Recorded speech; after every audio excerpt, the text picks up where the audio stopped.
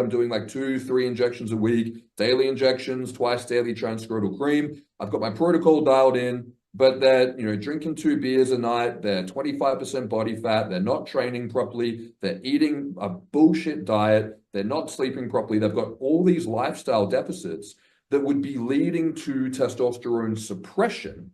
So the body is pumping the brakes, and they're coming in and they're going, I'm smarter than you. I'm going to pump the accelerator. And what happens? The car's not driving forward smoothly. Welcome to the Full Fueled Podcast. Welcome to the Full Fueled Podcast. Welcome to the podcast. With your host, Matt Tack. Your host, Matt Tack. Who are you? I'm Dr. Alfred Alessi. Dr. Alfred Alessi. They know by now, bro. They know by now. I'm going to set what the new normal looks like in my life. You're not limited by your genetics. You have a superpower that is lifting people up. Dude, you look real. The only way we're going to get the word out is with you. Live full fueled. Live beyond limits, baby. Let's go. All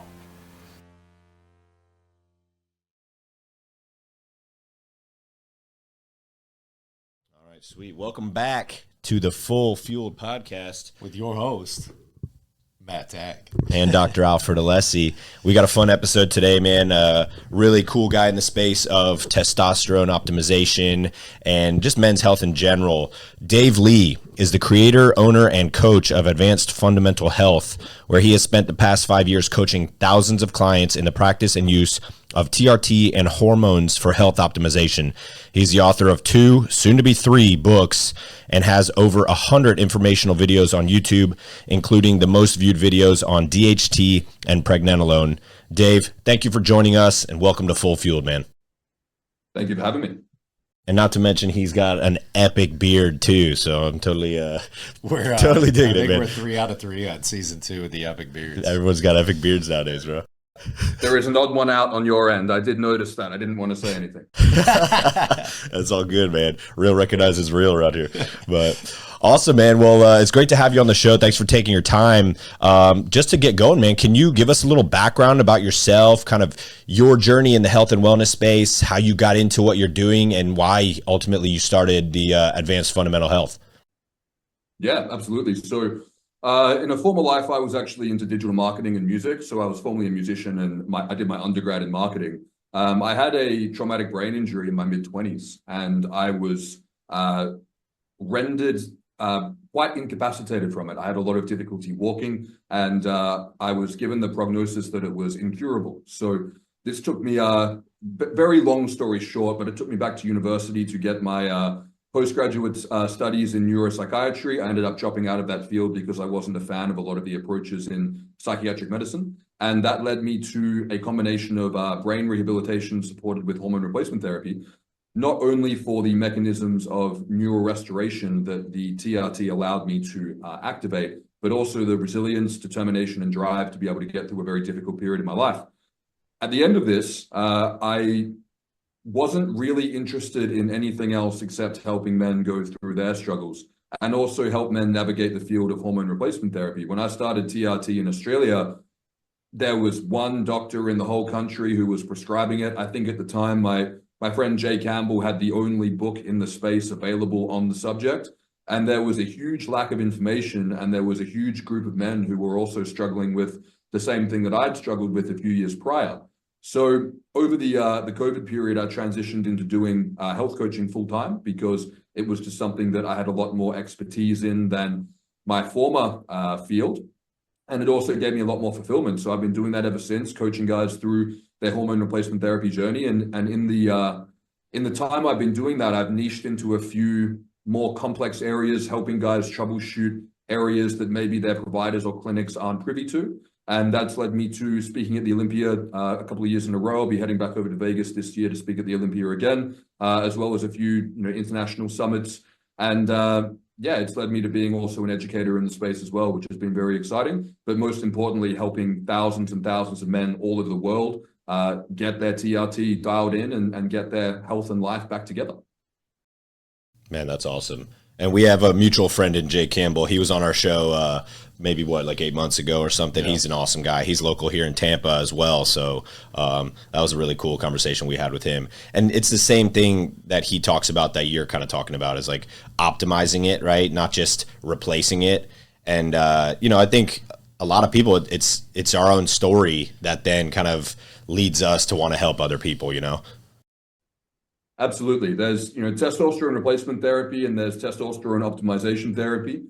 And I think that, getting bogged down on definitions isn't really helpful for anything. But for the sake of what we're talking about there, it's the idea that there's a very basic way to do TRT, which is better than nothing. But there are tweaks and increments to not just the TRT protocol, but also the diet, the lifestyle, everything around it that allows the hormone optimization therapy to deliver a whole extra league of benefits beyond what just a one jab or two jabs a week of testosterone can.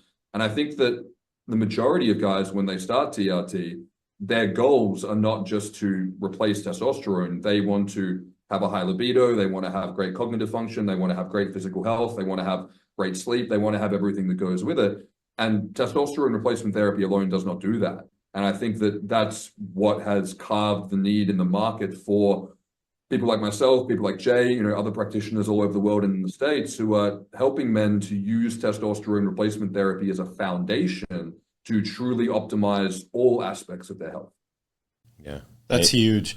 One of the things, I've even had kind of my road of, getting blood work done and then ultimately coming back from but optimizing the therapy, right? So I'm more of a 3-week injectable guy, where I just feel like that there's a stronger cadence throughout the week for me. But as we go into maybe a little bit more of the nerdy side of like testosterone and testosterone optimization therapy, what is like that, one side effect that usually comes out in maybe guys that are in the aging population? They might be getting into their later 30s. What is like something that you could just bring to light that is usually where, hey, this is something maybe where you need to get your testosterone checked out? That's a good question. It pops up in different categories for different people, but I would say the two most common things that guys would come up with, and I know the question was for one, but I'm going to give two. One is reduced sexual capacity or reduced sexual function overall. And this can be anything from incomplete erections. This can be, indifference towards sex. This can just be a significantly lower libido than what they're used to having. And I think that that's an important proxy for a man's overall drive. I think that sex drive for a man is a manifestation of his overall drive towards life. So I think that that's the area that it can often show up in terms of the area that he's the most aware of, but it has also started trickling into other aspects of his life as well, but that might not be top of mind for him. The other thing that pops up a lot is that guys just don't have the correct body composition that they should have. So their outputs and inputs don't align. So guys are eating well, training well, and they look like shit. And they're in a scenario where they're like, hey, I'm actually doing everything right. And they might be in a situation where their personal trainer is being like, hey, you're not counting your macros properly. You're not tracking your sources, shit like that they're like, no, I'm actually doing this stuff right. And my body's not responding the way that it should be responding. And this can be a very frustrating point for guys because if they don't dive into what's going on and resolve it, they'll end up becoming discouraged and jaded because they're not getting the results they deserve from their training and their nutrition. And they'll be more likely to fall towards the path of least resistance because the juice is not worth the squeeze. So those two things tend to be the things that pop up the most.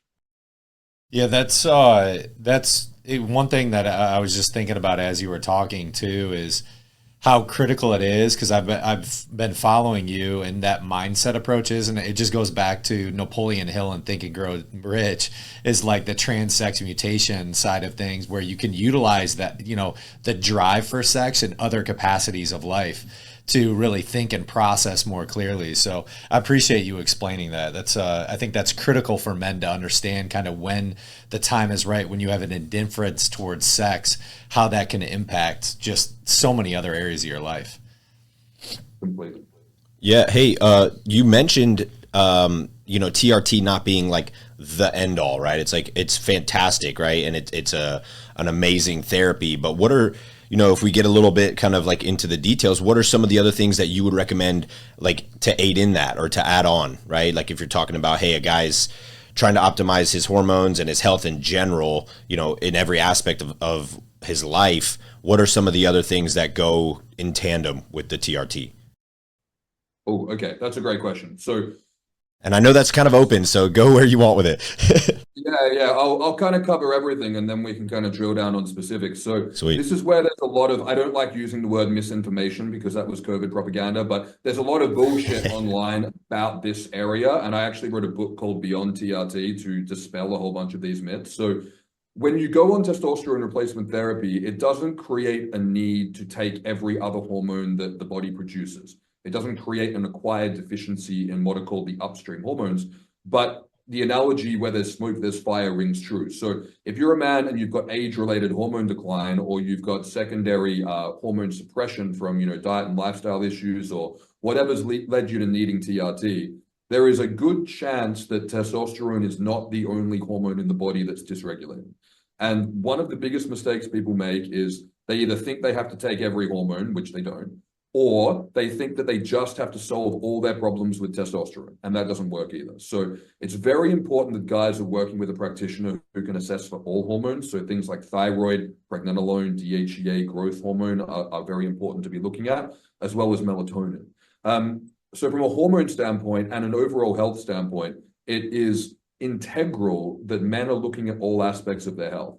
Upgrading your testosterone levels is like upgrading the engine in your car. I mean, great, key component, but if the other areas of the car need a service, the testosterone actually might not be good for the vehicle. So if you upgrade a car that is in dire need of a service in all capacity, and you just come in and put a Lamborghini engine into it, you might rip out of the car park, but it's going to fall apart in 8 to 12 weeks, and this shows up as side effects. So it's important that guys are getting their overall health assessed. Liver disease is something that pops up all the time that I see. Fatty liver disease is a huge one, as well as insulin resistance, which is particularly prevalent in the United States, less of an issue over here in Eastern Europe, but insulin resistance is a big problem. Jay has championed the messaging on this, all credit to him. He's been harping on about it for about a decade, about insulin resistance being one of the #1 causes of side effects on TRT. And that's something that can often be remedied both with adjunct treatments, but primarily with diet and lifestyle. And the other things to be looking at, and I guess this kind of comes back to the car analogy as well, that there's a very simple paradigm which gets overlooked because it's not something you can sell in a pill, and maybe it requires a bit more critical thinking than some TRT clinics are capable of. But what guys need to understand is that if you want to have the healthy testosterone levels that you should have, so if you want to have the levels of a healthy man your age, you need to be a healthy man your age to be able to tolerate those levels. Otherwise, it's not going to work. And this is one of the biggest problems that I see every day in terms of guys trying to resolve these issues. They're going, my testosterone protocol is good. I'm doing like 2-3 injections a week, daily injections, twice daily transscrotal cream. I've got my protocol dialed in, but they're, drinking 2 beers a night. They're 25% body fat. They're not training properly. They're eating a bullshit diet. They're not sleeping properly. They've got all these lifestyle deficits that would be leading to testosterone suppression. So the body is pumping the brakes, and they're coming in and they're going, I'm smarter than you. I'm going to pump the accelerator. And what happens? The car's not driving forward smoothly. It's stuttering. And this is showing up in side effects. So this is one of the biggest issues that we see, is a disconnect between the testosterone levels that guys are injecting and the testosterone levels that they realistically should have. And this is what causes the issues. So a lot of the time with men, it's as simple as putting the right testosterone number in, Bob's your uncle, everything's sweet, and they go about and live a very happy, healthy life. But for the other guys, when that doesn't work out well, generally there's a deficit going on in the overall holistic health paradigm that a lot of the time they don't want to look at because that's difficult, it's uncomfortable, it's potentially something they've known they've needed to fix for a long time, but have still been putting it off. And this can be the ugly wake-up call to go, hey, if you want to feel optimized, you actually have to do the fucking work. And this can sometimes be a very rude slap in the face for guys because they're not willing to accept that. And that causes issues. Yeah, the takeaway is it's not a magic bullet, right? If you're a flaming human dumpster fire, right? Like if you're metabolically dysregulated and your body's not, in a state of like somewhat decent health, you can take testosterone, but it's not going to be the end all be all. So I 100% agree with that, man. There's so much there's so much that goes into the human body and maintaining health for sure. Let's dive a little bit into this, because you had mentioned one that I'm always curious about, and that's melatonin and your impact on sleep. Obviously, there's that catered towards like a balanced life. And then if you could dive on the backside of that a little bit more, what I've approached to as a supplementary device, obviously, more hypertrophy within my day-to-day, getting in resistance training, and then as well as the microvitamin intake. One thing I've really dialed in on is incorporating ashwagandha and creatine as supplementary to devices to aid. But is there anything specific that you would call out to really add on? Maybe it's 2 or 3 things that give a good cadence for that total body optimization. Yeah, I like this topic because it's like, I look at these as, there tend to be 2 categories of interventions that guys need. There's categories of interventions that you need, which are specific for you. And these are, dealing with people's maybe not unique challenges. People tend to fall into buckets. But then there's also this category of like, what are supplements or what are things that everyone can do? And maybe the supplements are things that people don't necessarily need, but everyone could benefit from. And I think they're really good to talk about because the supplement industry is a multi-billion-dollar industry, and there's a gajillion million things that you can take, and they're very well marketed. So it's a great question. I really like melatonin, but I do also recognize that in practice, not everyone responds well to melatonin. Some guys will take 0.1 milligram and they will be like a zombie for the entire day. So if you don't tolerate melatonin, my friend Dr. Keith Nichols and I have a great video on YouTube. It's actually my most viewed video, which is interesting, of all subjects, is on melatonin. We shot it a couple of months ago. And I made the statement that you should take as much melatonin as you can tolerate. But for some people, that's 0, and that's important to recognize. But melatonin is one of the body's chief antioxidants. It's not that good of a sleep aid relative to other things, but it is extremely good for you. And for a lot of people, I would argue for everyone, melatonin production is to some degree compromised. And this can be improved, and this should primarily be improved by interventions in terms of, not looking at screens right before you go to bed, not having all the lights on in the house, getting morning sunlight, lining up your circadian rhythm, all that kind of stuff, super important. But I think when we're looking at, I don't like using the word biohack, but that's what it is. If we're going to look at biohacks, optimizing melatonin signaling may be one of the things that over a lifetime makes a huge difference in your overall health outcomes, because it's one of your body's chief antioxidants. I'm going to pronounce his name wrong, so my apologies to him, but John Lawrence, but he has a book called The Miracle Molecule, which is on melatonin, and he talks about very high dose melatonin in there. And the patient population, actually I'm going to be careful with my vocabulary, the client population that I work with who benefits the most from high dose melatonin are people with chronic injuries that prevent them from getting comfortable when they sleep. So if you've got bad hips, bad back, herniated discs, issues in your body that you physically find it hard to get comfortable and rest at night, melatonin in higher doses, so I'm talking like 10, 20 milligrams up, tends to really shine for those in those categories. The other molecules that I would be looking at that I think are universally beneficial on TRT, the other one is glutathione. Your melatonin and glutathione are your body's 2 primary endogenous antioxidants, meaning they are the 2 naturally occurring antioxidants in the human body.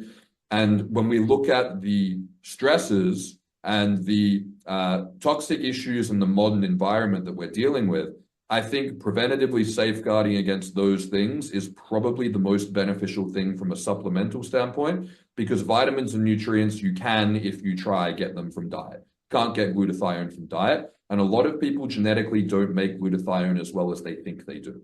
The caveat for glutathione is that it needs to be in a reduced form or a liposomal form. Otherwise, it's not bioavailable. There's a myth that you have to take NAC to increase glutathione levels in the body. This is not only just completely untrue, but the problem with using NAC long-term is it will disrupt the biofilms in the gut, and most particularly, it will disrupt the gut mucosal lining. It's actually used as a biofilm disruptor in the gut. So not good for long-term gut health, is effective for increasing glutathione, but honestly, it's a poor man's glutathione, and people should just spend the money and take real glutathione. So I like melatonin and glutathione. And then if I was to add an extra one to that, I think CBD oil is worth looking at for anyone who is stressed, anxious, stressed, difficulty sleeping, racing mind, chronic injuries, stuff like that. I think CBD and high dose omega-3 fish oil, with the caveat being it has to be excellent quality fish oil, not rancid, not full of mercury, triglyceride form. Looking at a therapeutic dose of omega-3 fish oil, like 2 to 4 grams of combined EPA, DHA per day with, I think CBD shines in lower doses, like 10 to 50 milligrams. I think in higher doses, it may have anti-androgenic effects. So lower doses of CBD, higher doses of omega-3, melatonin, and glutathione. If people want to optimize their health beyond TRT, I think those are worth looking at. And then beyond that, I would defer to Jay's work on low-dose desiccated thyroid and growth hormone supplementation. I think that approach as a whole, that's like the deluxe edition of TRT that guys can look at. Yeah, it's cool you say that. I actually just went through a course of the 10-day peptide bioregulators, right? The thyrogen is the thyroid one, and I've struggled with like Hashimoto's in the past. Actually got it basically healed to where the markers were under wraps. You wouldn't even have known I had it, but it kind of spikes from time to time, right? If times of heavier stress and stuff like that. So that's something that I'll do every probably 3 or 4 months, is do one of those 10-day courses of the bioregulators, and that's the desiccated thyroid. Are there any things like more, because I feel like the fish oil, the CBD, the glutathione, these, I don't want to say these are commonplace, these are just more well known. Anything like more fringe, like peptides or stuff like that's kind of cool, that's like, more new technology that you can think of? Maybe I'm old-fashioned. I'm super conservative. Yeah, and that's cool too. Yeah. And the reason why I'm super conservative with it is that I guess because I had a history of having a brain injury, it makes me veer on the side of caution. But when we're looking at someone who's healthy, who wants to get healthier, I think if something lacks long-term human studies, I think the question is like, is the risk to reward ratio in favor of reward if we're dealing with the unknown as a variable? And I think with a lot of these things, they all go well until they don't. And I have concerns that, particularly with a whole bunch of these newer peptides, and not all peptides, some peptides I think are phenomenal. BPC does lack human data, but it is an endogenously occurring human peptide. So like, I think that that's something that the risk to reward ratio is in favor of reward. I've used it extensively personally. But I think that when we're looking at, health optimization, I really like to focus on what can we do, not what can we take, because again, I'm just a little bit conservative with this stuff, because I do worry that guys are throwing all caution to the wind with the more fringe stuff when it's not something that's necessarily needed. And I would hate for guys to, take something new and trendy and novel because it sounds cool, and then find out that later it led to them getting cancer in their late 30s, early 40s, or it led to, some kind of incurable condition that we don't really know how to fix. And, I don't want to get too into stuff that will get us banned, but I think in the last few years, I think if guys haven't learned the consequence of taking pharmaceuticals that don't have long-term human data, I think if guys haven't learned that lesson, they may never learn it. But yeah, I'm a little bit, I prefer to double down on the things that are really valuable for human health. And the thing that I see that works really well in practice, and it sounds boring because it's not sexy, but it's being across everything. And in my experience, guys will tend to double down on their strengths in the hope of neglecting their weaknesses, in the hope of compensating for the weaknesses they're neglecting. So for example, guys might have, be more type A in personality type. They'll double down in stimulant stacks and productivity routines and ice baths and saunas and cardio, but completely neglect their sleep quality, which is leading them to need all of those things in the first place. I constantly see guys trying to fix their psychology with their biology. So they try to biohack their mental health when they've just got underlying psychological thought patterns and traumas that need to be resolved. And I also see things the other way around. Guys try to, manifest and psychologically overcome issues that are to do with physical poor health. Things like, you can go to a therapist all you want, but if you have Hashimoto's, you're going to be depressed. Like it's just, that's biology. So I really double down on the things that I know that are safe and good for people. And the stuff that I've seen that really works well in place of like the more novel fringy shit is massively increasing bioavailable micronutrition. And I prefer to do it with things that come from nature. So things like organ meats, things like high quality organic greens, things like high doses of omega fish oil, as well as, just natural superfoods like grass-fed red meat, egg yolks, things like this.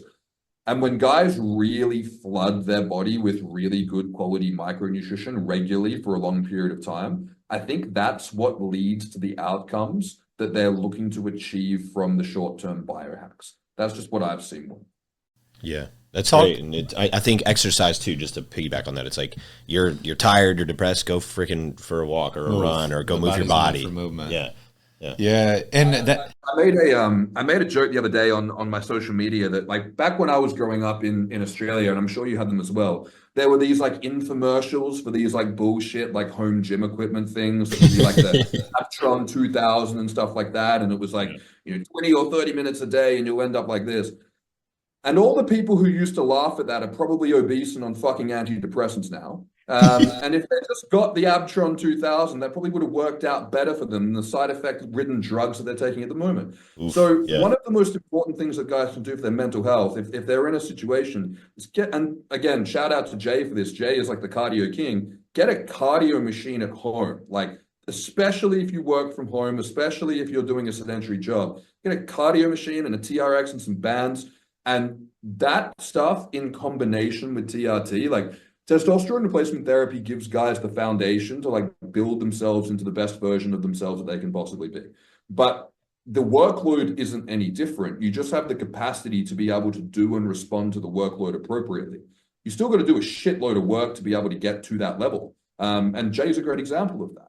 So I think when we're looking at these, biohacks and things that guys can do, it's like, if you're going to be getting into peptides, if you're going to be getting into fringe stuff, only do that if you've already got all of those foundations nailed to the point that you've plateaued, and then look at that stuff if you want to. But I think guys rush to that stuff because it's easier to jab a peptide every day than do 45 minutes of cardio. Yeah, I think that was almost kind of a personal question I wanted to know for myself than more so for the audience. Because, like, I'm dialed in on my exercise, my nutrition's dialed in as well. And, like, I'm on the TRT and the peptides and stuff. So I'm always kind of, I kind of maybe am the opposite of you. I like being a guinea pig sometimes. Yes, I know there's risk to it too, but I'm like, if I'm going to recommend something or make a reference about something, I like to try it first. If it doesn't seem to work or help, then I usually stop. But yeah. I don't want to get too personal, but if you've got I'll send you a lecture that I've done on what I call subclinical Hashimoto's. So if you've got like Hashimoto's antibodies that are present but not flaring, especially on TRT, because a lot of the metabolism of testosterone is regulated by T3.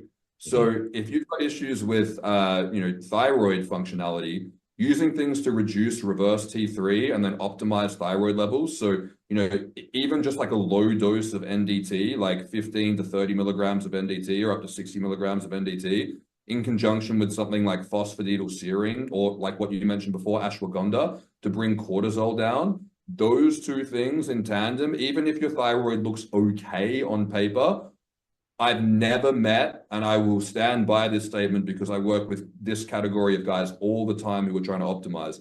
I've never met someone with detectable levels of Hashimoto's who didn't do better with at least a little bit of NDT. Nice. Thank you for that. Yeah, that's good. And just to double down that a little bit more to explain it, because my understanding, obviously, when you look at testosterone, every guy wants to know his number. Like, just give me my number, right? We coach a bunch of guys and they want to know their number. But the real delicate number is what your free testosterone and the utilization of that free testosterone. Can you build into that a little bit? Yeah, so free testosterone is definitely the most important number. One thing that we don't really understand too well is the role of bound testosterone. So I think some people completely dismiss total testosterone. I think it plays a role, but free testosterone is at least 80 to 90% of the role of androgens in the body when we're looking at symptoms of either optimized testosterone or hypogonadism. Absolutely. So the free testosterone level is going to be determined by the residual testosterone, which is floating around after your total testosterone has been bound by your two binding proteins, which are albumin and SHBG.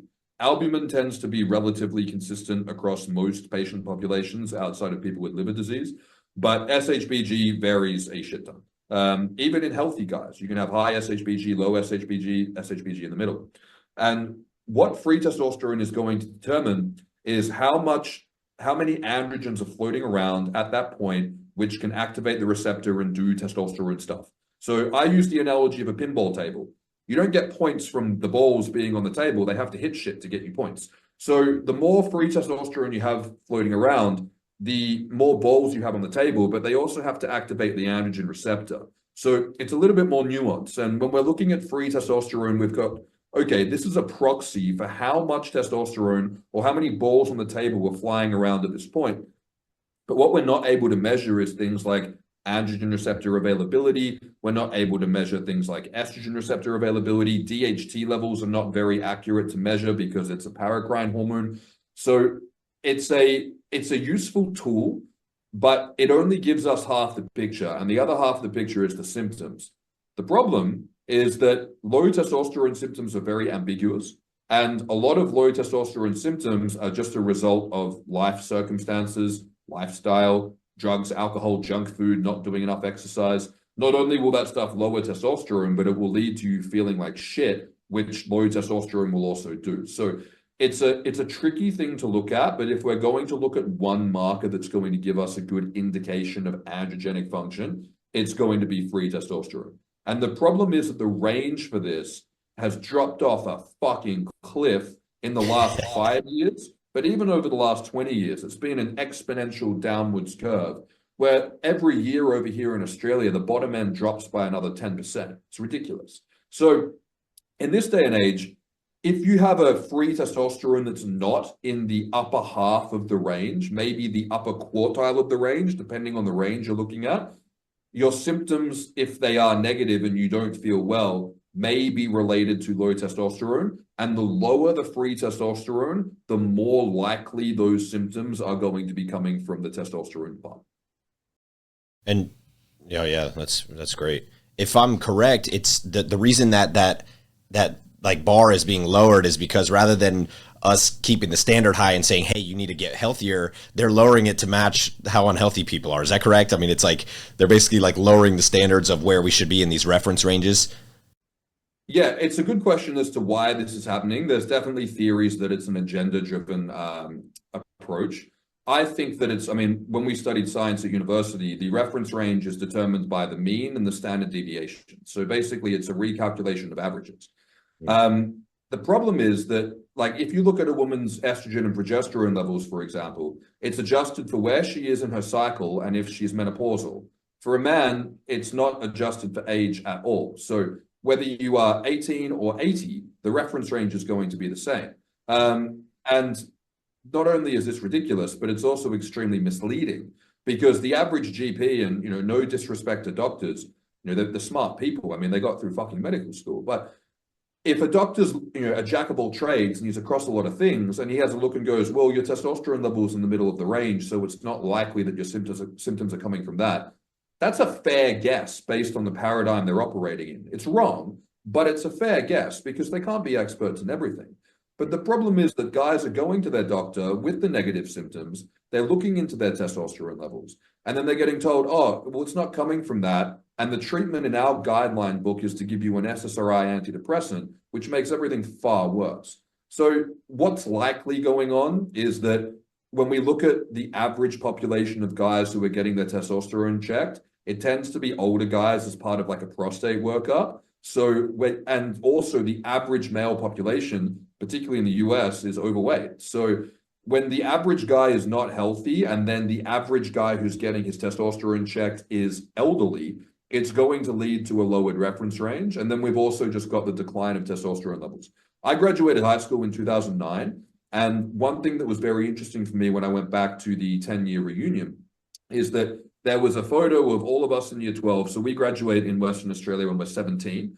So there was the graduating class of 2009. There was the graduating class of 2019. And then there was also the graduating class of 99 and 89. So these are all 17-year-olds a decade apart.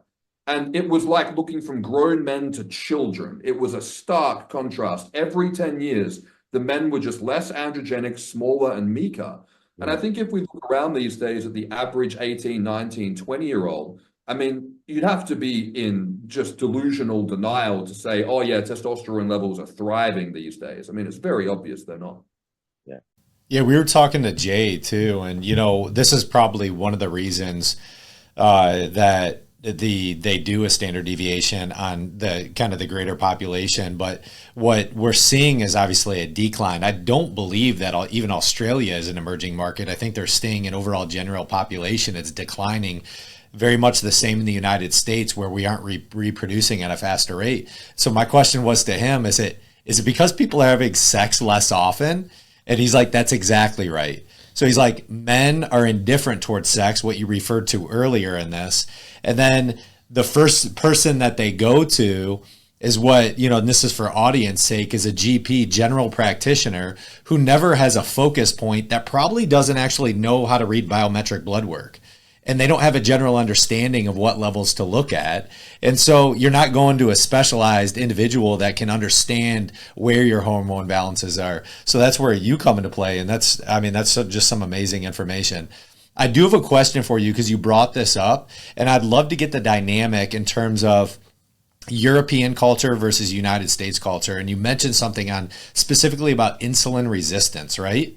And then my question to that is, like, why is that? Why is there such a, we're groupings of people that do a lot of like similar things, right? But at the same time, America is so different than any other country. Obesity, and we have a major problem with that.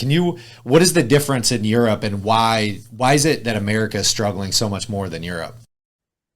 Yeah, so I've been living in Lithuania for the last 5 years. And for those who don't know where Lithuania is, it's very understandable. I didn't know where it was. It's north of Poland, so it's technically it's not Eastern Europe, because we're further north than that. Technically, it's the Baltic states, but culturally, people, if they're watching it from Lithuania, I'm sorry, but culturally, the Baltics are Eastern Europe.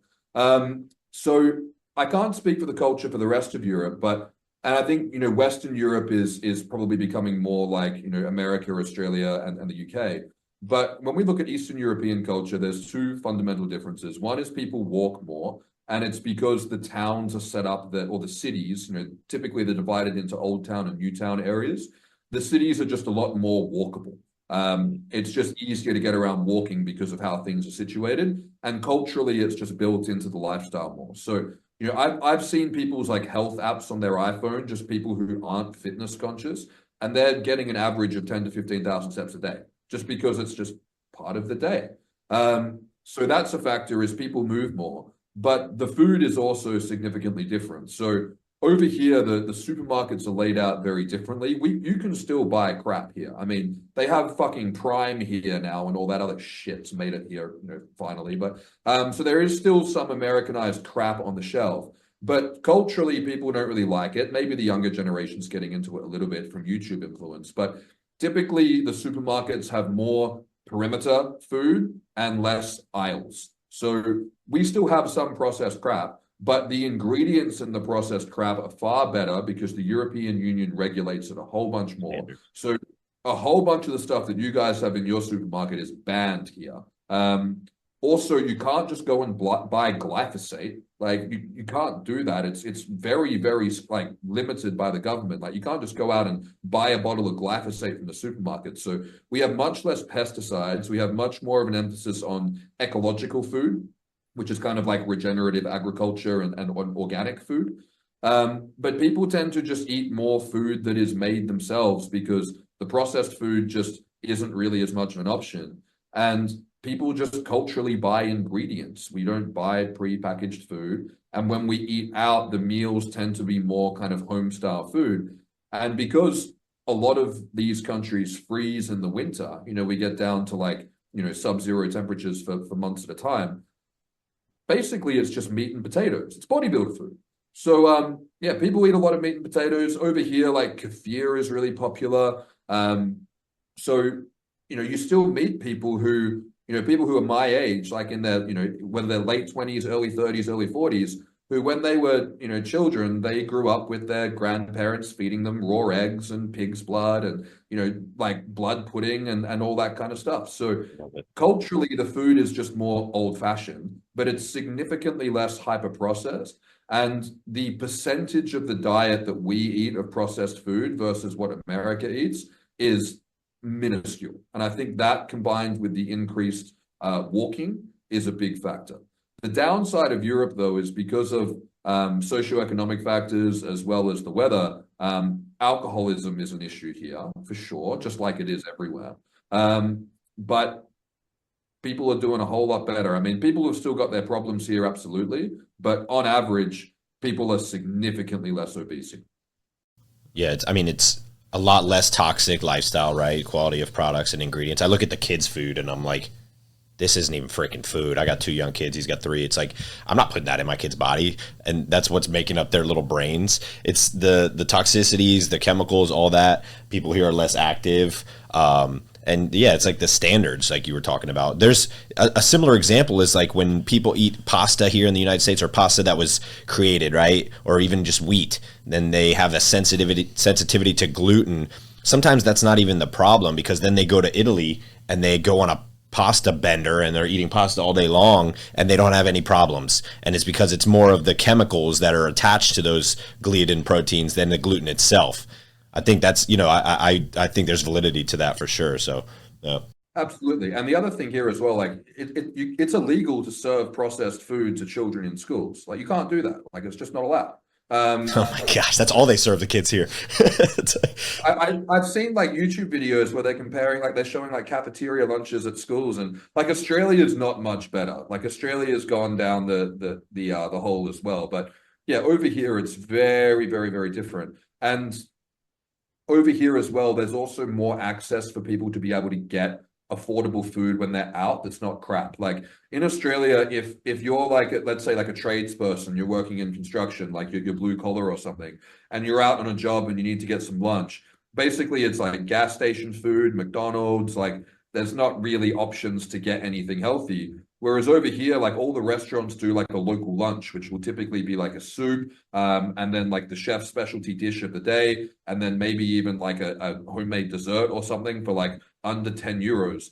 And culturally, everyone goes out to these restaurants for lunch, and that's how the restaurants stay in business, because they get the cheaper lunch trade, but then people can go and get food for lunch that's actually healthy. So people don't have to eat this processed crap out of necessity and convenience, because if you're out for lunch, it's actually affordable to eat just normal, healthy, local, real food. So yeah, the food issue in the United States is terrible. Like I'm coming over for 6 weeks to speak at a couple of events and do some podcasts, and I've already organized all my meal prep companies for when I'm there. Like I'm not eating the crap that's over there. Yeah.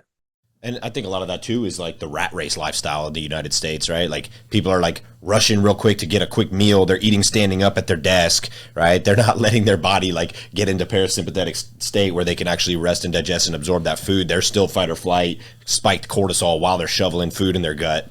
It doesn't make for a great metabolism. So I think, yeah, culturally that's huge too. One thing I wanted to kind of, let's maybe pivot a little bit, but real quickly, just like the mental health side of things too. I know that's something you talk about as well when it comes to, guys optimizing their health and hormones and stuff. How much of a factor is that? I mean, I know the answer is going to be that it's a big one, but how much do you, when you're doing your coaching and you're educating and stuff, how much are you kind of tying that in? I tie it in as much as possible. I don't want to get too woo-woo, but if you had Jay on, he would have got a bit woo-woo. So you can get woo-woo. We're all about the woo-woo, man. Jay got real woo-woo on us. Me and Jay are going to have some fun on another one. Okay, so in the period before I did this, I was teaching mindfulness meditation. That was my job. And we used to do science-based mindfulness meditation workshops for parents and teachers on how to teach it to kids. So it was all based on neuroscience. It wasn't based on spirituality. And that was a big underlying factor for my approach with mental health, because I think that guys look at their mental health as something they can't change or they can't fix without drugs. And that's like looking at your body composition and being like, oh, I can't change that without drugs, or I'm just born fat. It's like everyone knows, it's like, no, you can change how you eat, you can go to the gym and you can fix that. Mental health is the same. You can work on your mental health. Now, some of us have dispositions towards certain things. Some of us have been dealt particularly rough hands in life, and that's left a scar. And that's okay, because that's just part of going through life as a man. But I think that what everyone is trying to do in this space, whether they recognize it or not, is they're trying to subjectively improve their experience of being alive. So we want to live a better quality of life, and we want to feel better and have a better time while we're here. I think that's what everyone's trying to do. And the complexity of the human organism is that we're basically an interconnected machine, so kind of like a car, but we're also sentient and alive, and we have free will. And this is very complex because we're basically experiencing ourselves being alive. All these biological inputs are impacting the conscious manifestation of our thoughts. But then we're also interacting with the world, and the world's complex, and there's a whole bunch of other people doing the same thing, and we're forming relationships, and we're trying to be successful, and we're trying to get fulfillment, and there's all these different factors going on. And we didn't get an instruction manual. Most people don't know what the fuck they're doing. And the societal conditioning is about as toxic as it can possibly be. So it's tricky. I think that we're living in a world that is the best time to be alive. I mean, in terms of just prosperity, but we're also being dealt new and unique challenges that we haven't evolved to face. You know, now there's wolves in sheep's clothing. So it's tricky. Life is tricky. And I think that a lot of guys, particularly younger guys, are dealing with realizing that life is harder than they thought it was going to be when they were a teenager, and it slapped them in the face and they don't know what to do. One of the best times in my life was the school holidays between year 11 and year 12, like the final school holidays, when I was like playing video games and eating junk food and just chilling. I had no responsibilities, and I had basically an adult mind, and everything was awesome. Then you become 30, or you get older and you become 40, and so forth. And now you're expected to have mastery over life, mastery over self, mastery over your health. And the world is a constant changing dynamic, and people are just like, this isn't fun and cruisy. This is really fucking hard. And dealing with learning that in real time, I think, is difficult. And I think a lot of guys are basically dealing with that. And it's like, well, okay, how do I navigate this? What do I do? And I don't know. I don't have the answers, but I do have tips that have worked for me and worked for a lot of guys who have worked with me and who followed this advice. And I like the philosophy of yin and yang. So I think the two things that work very well for men's mental health is learning some form of mindfulness meditation, which is basically learning to be able to regulate your emotions and create a distance between the input and the output. So creating space between what happens and what you do, and think before you act. Very important. And learning to regulate your emotions is extremely important because it gives you free will. It lets you choose what you want to do rather than be a leaf blowing in the wind. And I think that's very important. And it's also very important to be able to keep your cool in stressful situations and choose how you're going to respond. It's also very important to not get overwhelmed by things when things get difficult and make shit decisions. But the aspect of mindfulness and meditation, which is limited, is that it's easy to do that when you're sitting in a quiet room with a candle on, listening to some calming music. But life is dynamic and difficult. So learning martial arts is also something that's very valuable.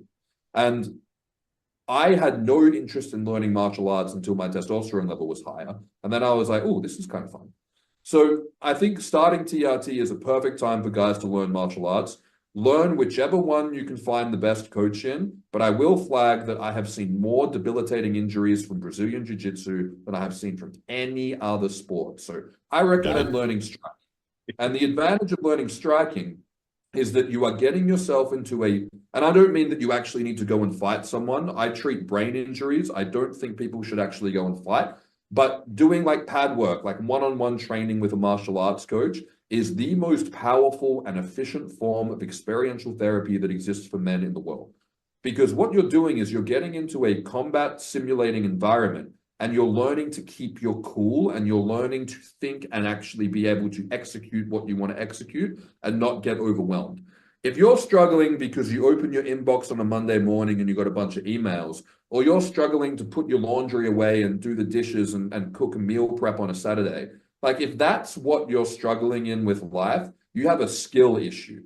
And the best way to improve the skill issue is to get comfortable doing harder things so that things seem easier. Because life is going to get harder as you get older, because the burden of responsibility for men goes up as you get older. You can kind of get away with being a bit of a loser when you're 20, but like less so when you're 30, definitely not when you're 40, definitely not when you're 50. So if you're struggling with life, also accept that it's going to get harder. So you have to get harder or you're fucked. So I think learning martial arts is very valuable, even if it's just like a once a week thing, just to have it as part of your weekly routine. Because if you go and do that and get pushed to your physical limit every week, everything else will be way easier. And if you have a strategy of being like, I'm going to eat well, I'm going to get up early, I'm going to train, I'm going to do this, in the moment when it's difficult to do that, it's not as difficult as getting punched in the face. So that contrast is super valuable, because otherwise people go the other way and they develop neurosis, which is basically snowflake syndrome. And this is one of the biggest challenges people have, is that they're too soft and everything's too difficult and they just fuck out and quit. So I think if guys can learn to master some form of violence, or at least just practice it regularly in a safe and controlled way, but then also learn to calm their thoughts and regulate their emotions and exert free will and be at peace with their mind. I think if you can do those two things and you can just look after your physical health and not eat shit and not drink alcohol and exercise and get some sunlight and do all the stuff that your grandma told you to do, I think if you do all that stuff, you'll probably be okay. Yeah, that's good. The grounding mechanism is always something that we always want to live, especially as men. If you're like, if you're a loser in your 50s, I'm not going to lie, chances are you're still probably going to continue to be a loser. Like, the reality of changing is like gets more and more difficult, obviously, age, because you say the responsibility is obviously greater. But that element of, and I had to work through this, of like, it was always the next thing in terms of like the racing thoughts. But it's through obviously like breath work that has helped me, like just throughout the day. I put a reminder in my phone as one practical way that is like, it dings and is like, hey, just breathe, like stop and be present for a minute just to get 10 deep gut breaths. And so that's like the trigger point for me to be like, just sit down, breathe, become present, ground yourself so that your thoughts aren't racing to the next thing. Because, everyone says this now, the journey is the destination. But I always go back to, do you have kids? No, I have a 5-month-old puppy though. A month-old puppy. Hey, that's responsibility right there. Yeah. So my mind always goes, I got an 8, 6, and 4-year-old. But do I want to, do I want to race forward 12 years and have those kids at, 8, 20, 16, and 18, or 20, 18, and 16? No, I don't want that. All right. So what's the opportunity right now to ground, be present, and then evaluate? So that's good thought. But I like the idea of incorporating some sort of like sport activity. I'm a basketball player. I love playing basketball. And so I train specifically. I mean, I'm 39, but like I put cardios in the morning, and then obviously like a big piece of a non-negotiable for a day-to-day to me is bone density and muscular structure as far as overall body composition. So I want to make sure I maintain that, but I maintain a body where I can keep playing ball. I love playing ball. So that's where I get my outlet, but those things kind of like ebb and flow. I do have a question for you though, and I don't know if you want to go this route, but that bone density and just muscle for the purposes of longevity and how TRT aids in that. So if you want to speak on that just a little bit, because that's one thing that is a major focus point to me, and I would love to hear your opinion. Yeah, so I didn't come from a health and fitness background in this space. Most people in this space came from like a bodybuilding background or some kind of fitness background and transitioned into this. I transitioned into this from psychiatry. So my primary interest in testosterone was, how does it affect the brain? What are the mechanisms of testosterone that, like, how would we compare testosterone, for example, to like, drugs for depression or drugs for ADHD or drugs for anxiety? And that was my primary area of interest. I was always into fitness because I was a musician. I was on stage. Like, there was a degree of physicality that came with that, and also aesthetics. But, I've been going to the gym recreationally since I was like 17, 18, but was never really into fitness. One of the things that I learned that was absolutely integral from working with so many guys over the last few years is the importance of body composition. So not just bone mineral density and muscle mass, but also reducing excess body fat. You can't be healthy if you're not lean. So abs aren't just for the beach. Abs just aren't for how you look in the mirror.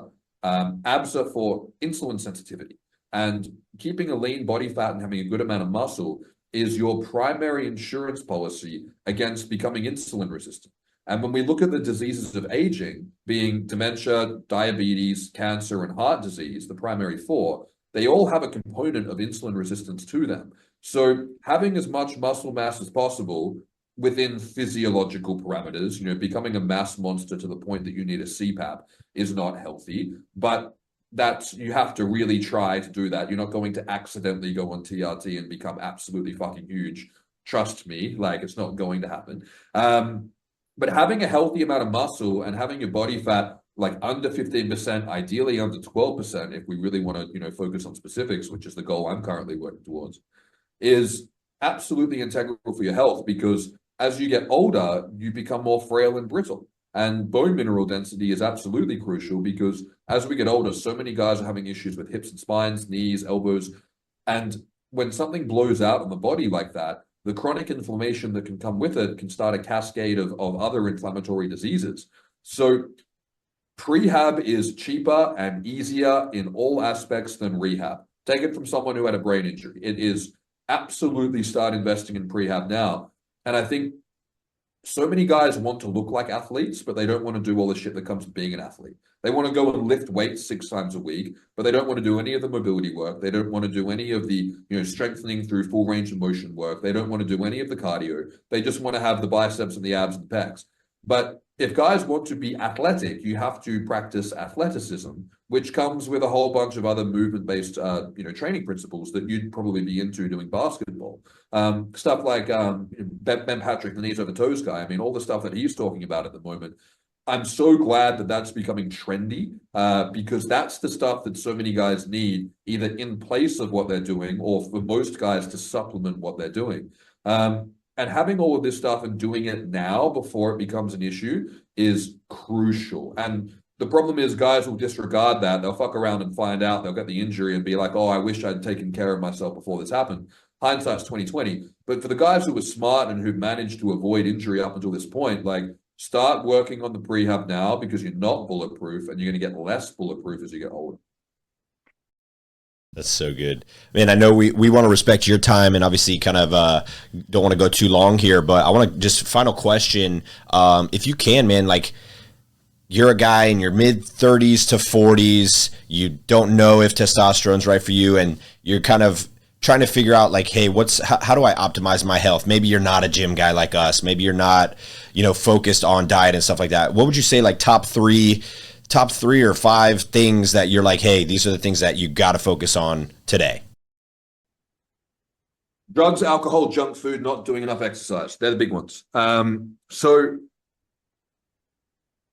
I kind of look at, when I'm working with my clinics, there tend to be 2 categories of guys. There's the guys who are into health and fitness, and sometimes they can be a little bit too neurotic about things. But there's also like what I just call Gen Pop, like the average guy who's learning about TRT, because back in my day, TRT was niche. Now TRT is going mainstream, which is great because more guys are realizing that this is the intervention that they need. It's not a bad thing. But when TRT goes more mainstream, it leads to more mainstream guys seeking TRT. And more mainstream guys tend to have a very poor understanding of just how much work and effort it takes to be healthy.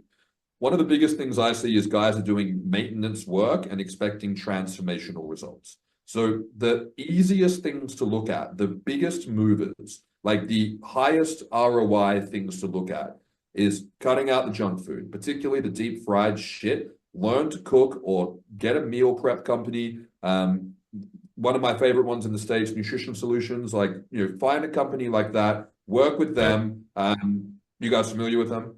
Yeah, we had Chris on our show, man. I eat 2 of those meals every single day, bro. They're the best.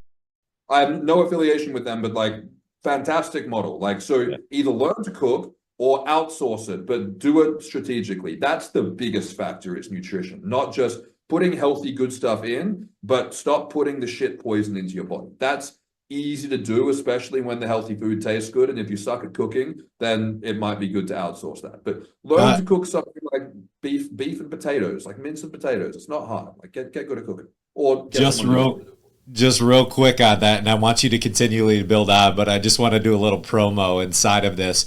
If you are a Florida-based or Georgia-based resident, you can get 10% off 15. Right now. 15% off, I'm sorry, at Spread Oaks Farms, and you can get your all your red meat delivered to your house on ice at any point if you're in the Georgia and Florida areas. So continue on. I appreciate it. That stuff's key. Like over here, like, you know, we just buy like a quarter of a cow or half a cow at a time. But getting good meat in the fridge, particularly mince, like if you can't cook, like don't bother with steaks, just get mince, like ground beef, like just cook that. Steaks are difficult to cook, and if you fuck up a good steak, you'll regret it. So just get ground beef and get good at cooking that. So that's number one. The other thing is alcohol. You can't drink alcohol and be healthy. Sorry, like you just can't. So pick one. But if you want to be healthy, alcohol is just not worth it. It tastes bad. The buzz isn't that good. It makes you feel shit the next day, and it's literally poison for every organ in the body. If it's someone's birthday or it's someone's wedding and you want to cheers with a whiskey 1 or 2 or 3 times a year and have one standard drink, cool, do that. But regular alcohol consumption, anything more than 1 or 2 drinks on a special occasion, and it's just easier to have none, to be honest, because it just makes you feel shit. Cut alcohol out completely. That's a huge factor as well. And drugs. You know, drugs are a big problem, not just illicit drugs, but things like hair loss medications, SSRIs, antipsychotics, all of these medications that people are on that maybe they don't need to be on. People need to look at the systemic side effects that come from that. Obviously, talk to your doctor. This is not medical advice, but if things aren't going well for you and you're on a pharmaceutical drug, maybe look to see if there's a link between those two things, because that could be a factor.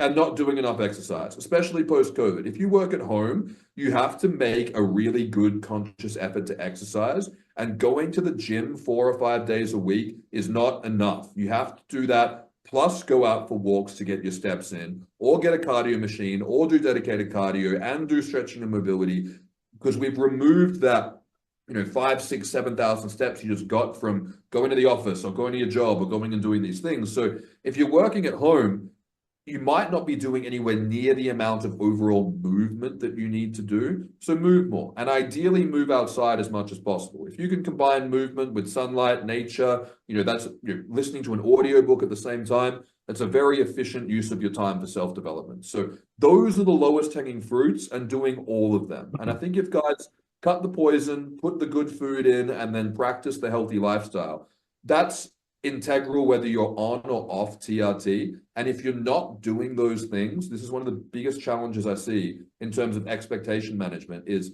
you can't realistically expect to feel good if you're not doing those things. Like you can't, like it's just unrealistic. So those are the things that guys need to be focusing on as massive #1 priorities.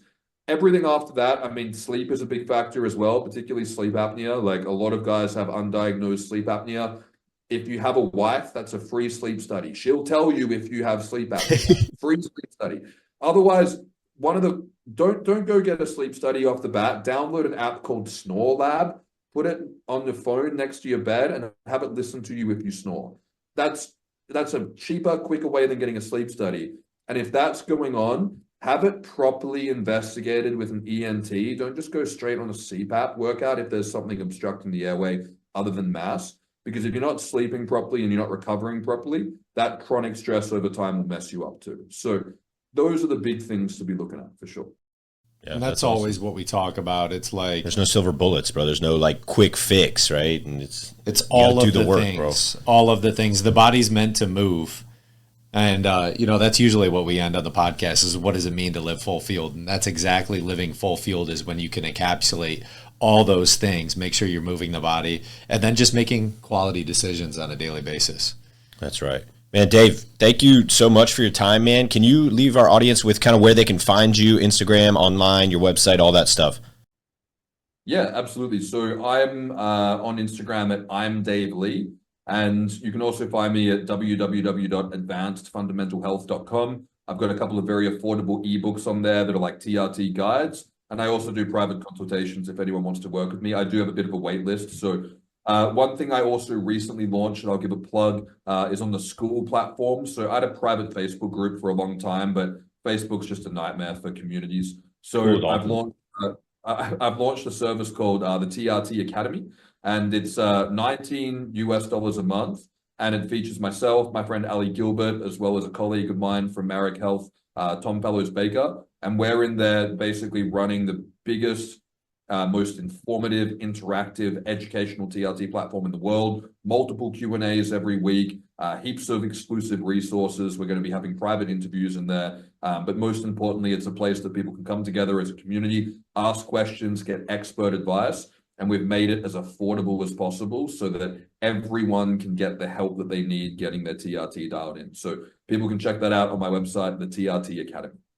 That's awesome. Hey guys, if you like this episode, as always, we just ask that if you found value, you'll leave us a review, you'll share this with your friends. This episode in particular brought to you by Nutrition Solutions. If you go to nutritionsolutions.com, use the code FULLFUELED15, you'll get 15% off your first order and enjoy some really awesome high protein, high quality meals to get on track like Dave just said.